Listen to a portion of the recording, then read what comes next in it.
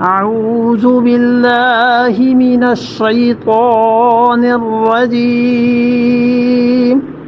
بسم الله الرحمن الرحيم قل أرأيتم إن أتاكم عذاب الله بغتة أو جهرة هل يهلك إلا القوم الظالمون قل ارائیتکم، اور آپ فرما دیجئے ان سے یہ بات بھی کہ مجھے بتاؤ، ان آتاکم، اگر تمہارے پاس آ جائے۔ یہ ارائیتکم کے دونوں ترجمے ہیں، ایک ترجمہ یہ کہ تم دیکھتے ہو اور ایک ترجمہ یہ کہ تم مجھے بتاؤ۔ یہ جو دوسرا ترجمہ کیا ہے نا، یہ اس کے لیے تشریح پہلے آپ سے عرض کر دی ہے کہ اہل عرب کے کلام میں یہ چیز ہوا کرتی ہے، اور اس کو اس میں ترجمہ کرنا کہ مجھے بتاؤ، یہ اس کا بہترین ترجمہ ہے، کیونکہ اصل میں مقصد یہی ہے کہ کل ارائیتکم، تو کہہ دیکھو تو مطلب یہ ہے کہ دیکھ کے آ کے تم مجھے اس چیز کی اطلاع دو، اس چیز کی خبر دو۔ کل ارائیتکم، آپ ان سے کہیے کہ مجھے بتاؤ، ان آتاکم عذاب اللہ، اگر آ جائے تم پر اللہ تعالی کا عذاب، بغتتن، اچانک آ جائے، او جہرتن، یا یہ کہ یک بیک آ جائے، دونوں صورتیں ہو سکتی، ایک دم سے آ جائے خدا کا عذاب، اللہ مہلت ہی نہ دے اور گناہ کے وقت میں ہی پکڑ لے۔ اور اسی معنی میں وہ حدیث بھی آئی ہے کہ رسول اللہ صلی اللہ علیہ وسلم نے فرمایا، کوئی آدمی چوری نہیں کرتا مگر چور جب چوری کر رہا ہوتا ہے تو اس کا ایمان اس کے دل سے نکل کے اس کے سر پہ آ جاتا ہے۔ اور رسول اللہ صلی اللہ علیہ وسلم نے فرمایا، کوئی آدمی بدکاری نہیں کرتا مگر اس وقت اس کا ایمان اس کے دل سے نکل کے اس کے سر پہ آ جاتا ہے۔ تو اس پہ اب دل جو ایمان کا محل ہے اعتقاد کا، یہ سمجھانے کو کہا ہے کیوں سر پہ آ جاتا ہے، اس لیے کہ دونوں گناہ اتنے شدید اس نے کیے ہیں۔ چوری انسانوں کے حقوق میں سب سے بڑا حق ہے جو اس نے مارا ہے۔ کسی آدمی نے محنت کر کے اپنا مال کمایا، اپنی ضرورت کی چیزیں خریدیں یا جو کچھ بھی تھا، آخر اس کو کیا حق پہنچتا ہے کہ اس کی چیزوں کو چرا لے اور اسے انسانی زندگی کو تلخ کر دے، اس کی اور آسائش سے اسے آرام سے ضروریات سے محروم کر دے۔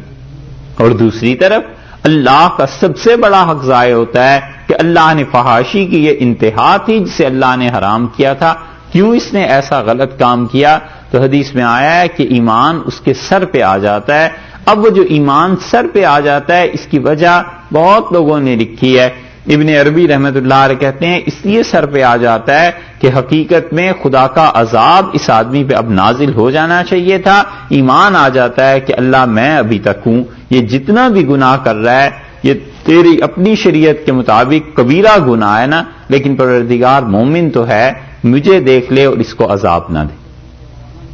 تو خدا کا عذاب کبھی اس طرح بھی آ جاتا ہے کہ اللہ نے فرمایا ان آتاکم عذاب اللہ بغتتن، اللہ کا عذاب تم پر اچانک آ جائے، ایک صورت، او جہرتن، یا یہ کہ اللہ تعالی کا عذاب آ جائے تمہارے سامنے روبرو، یعنی اس کے ابتدائی جو مقدمات ہیں ان میں سے کوئی چیز پیش نہ آئے، نہ تمہیں احساس ہو، نہ ہی تمہیں کوئی سمجھائے، اور نہ ہی تمہیں کوئی بھی علامت اس کی نظر آئے، اور اچانک خدا کا عذاب دوسری طرح سے آ جائے جسے تم اپنی آنکھوں سے دیکھ لو۔ ایک تو ہے اچانک گرفت ہو جائے، اور ایک یہ ہے کہ اسباب اور نتائج اور یہ سب چیزیں چھوڑ دو، اللہ تعالیٰ کا عذاب آ جاتا ہے۔ حل یہلکو، تو پھر کوئی ہلاک ہوگا، حل یہلکو، کون ہلاک ہوگا، الا القوم الظالمون، سوائے ان لوگوں کے جو کہ ظالم ہیں۔ یہاں ظالمون سے مراد مشرکون ہیں، اور مشرکون کو اس لیے کہا گیا ہے کہ اوپر سے ساری بات خدا کی توحید کی چل رہی ہے کہ یہ اللہ کی توحید کے قائل نہیں تھے، اس لیے ارشاد فرمایا ہے کہ دیکھو سوائے ان مشرکین کے کون ہلاک ہوگا، یعنی یہ کہ اللہ کی طرف سے عذاب ان مشرکوں کو پکڑ لے گا۔ مومن کے لیے اس لیے نہیں کہتے کہ مومن کے لیے تو ہر حال میں خیر ہے،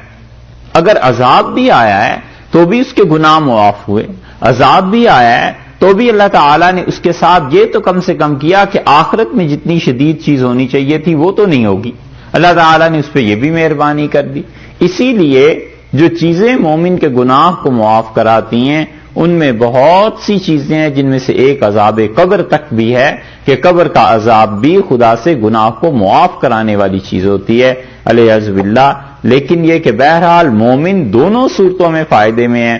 اچھا کام ہے، خوشی ہے، اس کو شکر ادا کرتا ہے. رسول اللہ صلی اللہ علیہ وسلم عجبا لامر المومن، مومن کا کام بھی عجیب ہے، شکر ادا کرتا ہے تو بھی اللہ سے لینے والا ہے، اور صبر کرتا ہے تو بھی اللہ تعالی سے لینے والا ہے، یعنی اس کے کفارہ ہو جائے گا یا اس کے درجات میں ترقی ہو جائے گی. اس لیے مفسرین کہتے ہیں کہ یہاں ظالمون سے مراد مشرک ہیں، مومن نہیں.